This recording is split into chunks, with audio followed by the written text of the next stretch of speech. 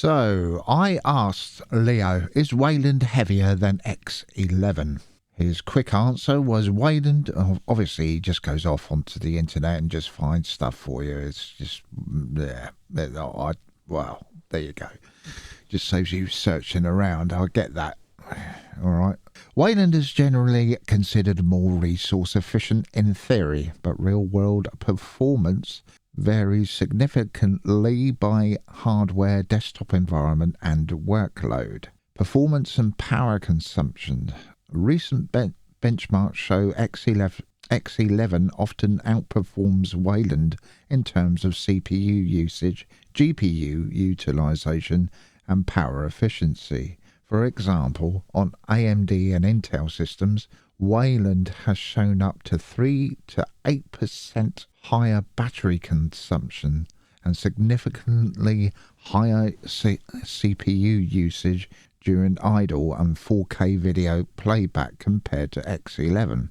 And older hardware like a 2014 Lenovo Yoga 50 to 70 laptop, Wayland consumed nearly double their CPU during idle sessions and 3 times more CPU during 4K playback. My God.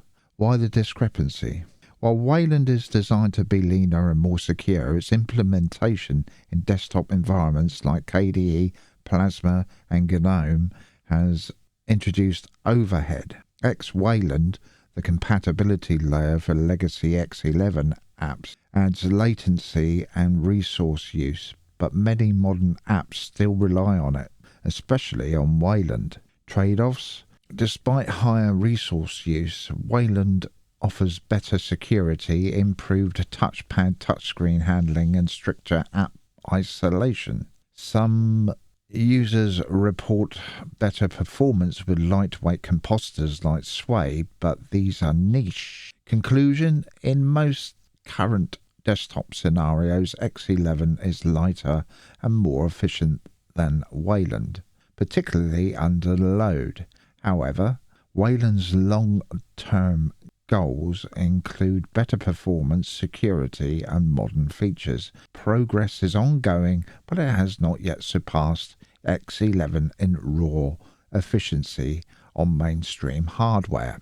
Now, I asked a follow-up question. So when Wayland finally gets released in Xfce, will it make Xfce seem slower? Xfce 420 already includes experimental Wayland support released in late 2024, and it does not inherently make Xfce slower. Performance. In real-world testing, LabWC, a Wayland compositor used with Xfce, is reported as way faster than XFWM or Xfce window manager.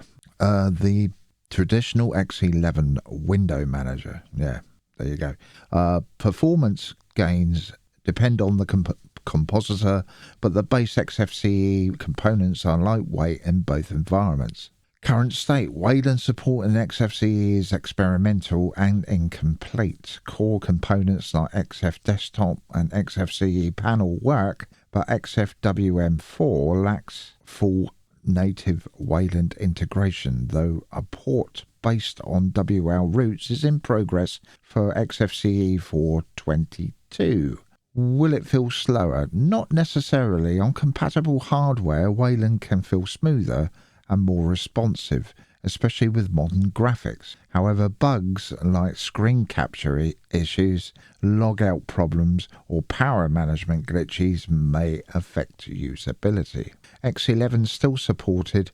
Xfce continues to support X11, and there are no plans to drop it soon, so users can choose the back end that performs better on their system. Now, there's another question that I'm going to ask, and I've just got to go on in, because I don't know if I've still got it for pasting. No, I haven't. It's not in my clip thing. We had an update. You may have had an update for all you NVIDIA users on and out there. You may have gone on up to it, and it might be working fine if you're using Wayland.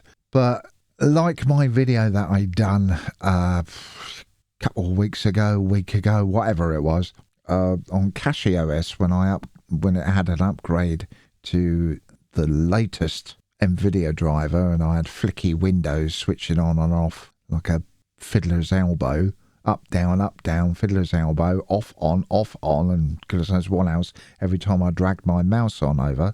If we just go on into here, I'll be able to find it. It should be here somewhere, NVIDIA.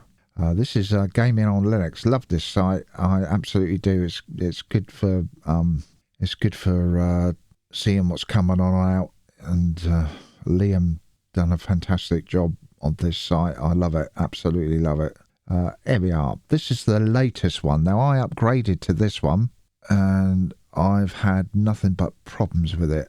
So this is that's the old one that I had problems with inside of CashOS, and this is the new version. The 3 version noted in that. So what I'm going to ask a follow-up question. In NVIDIA, is the new NVIDIA driver, I might just paste that, supporting Wayland only? This is my question. Supporting Wayland only. No, 5 is not Wayland only. It supports both X11 and Wayland, does it now? But it doesn't do a very good job. Released on January the 13th, 2026, this driver is part of NVIDIA's stable production branch and is designed for broad compatibility. Really?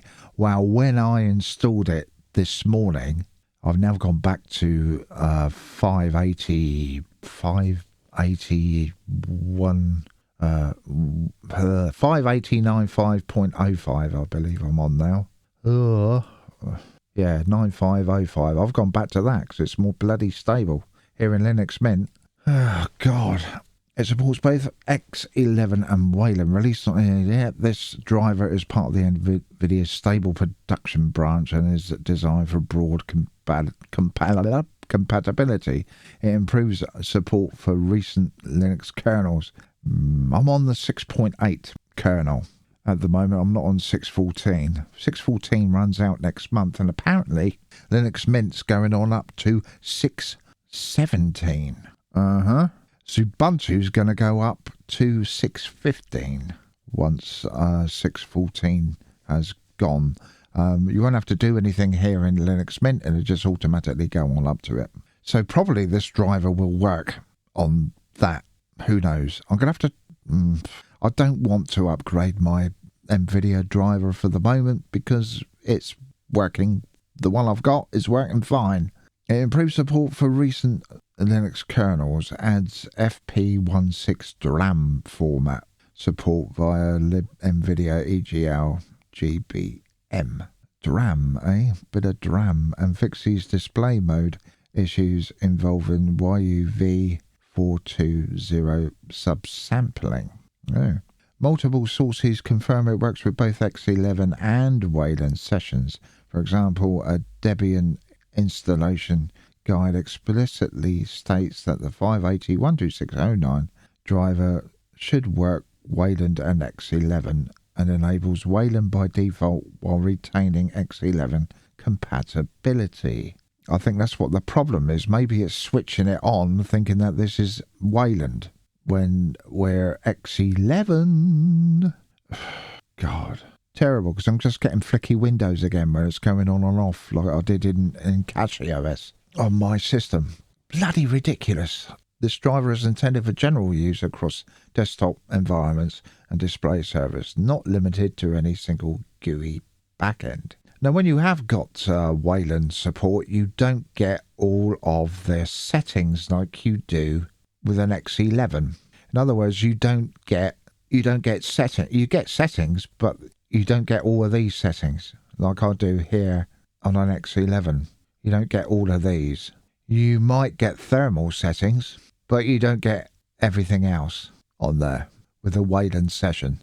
That's what I've noticed anyway. You don't get the proper settings when running Wayland because there's no need to. Oh, God. So maybe it was getting confused. I don't know. I really don't know. But this 589.5.05 just works. So that was just a quick video anyway. I've just downloaded inside of Steam. I've uninstalled these games and I've backed them up. I've backed them up onto a separate drive, 2 terabyte drive. 2 terabyte SSD does the job, no problem whatsoever. So, and I've still got my Ubuntu. I've just got to, all I do is just take this drive out and put the other one in, and then I can boot into Ubuntu. Croc Legends of the Gobos, I've uninstalled them, even though I've backed up this game, Man of Medan. So I've just got these 2 games in at the moment. We're going to Common. There we are, Dark Pictures, Little Hope and Man of Medan. I'm going to play them in order. I'm going to download the other 2 games as well, House of Ashes and The Devil in Me, or something it's called. The Devil Made Me Do It? No, The Devil in Me, I think it's called. Yeah. So I'm going to download those other 2 games. I'm going to be playing these and get them up into a series.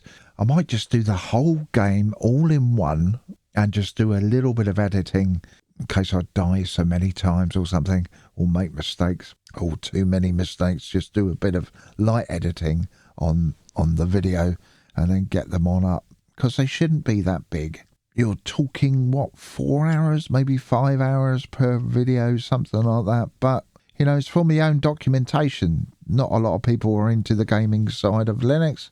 The whole idea of me having a PC was to do me gaming on, and for a lot of people it is still that. And now we can game, and I wouldn't say I'm a big gamer, because I'm not gaming every day like a lot of people are. But what I do like about computer games is that it takes you away from the real world for a while.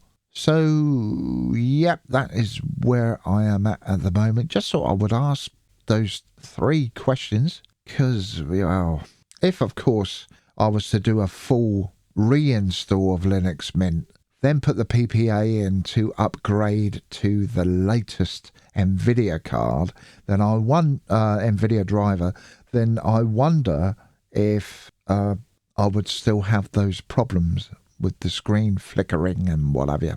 I just wonder that. But I don't really want to go down that road, because I've got this set up to how I want it now. It's all been set up. It's set up for gaming. It's set up for doing my video rendering in DaVinci. There's DaVinci Resolve, the studio version, and everything's working. So I don't want to go down the road of having to bloody reinstall again. I'm not going to upgrade to Linux Mint Xena, as I said in the past video, or I'll say in the next video, depending on when this video goes on out. This might go out today, it might go out tomorrow, I don't know yet. Probably go out tomorrow, this video, so yeah. In fact, both of them might go out tomorrow, I don't know. That is it from me. Thank you very much for watching. Bye for now.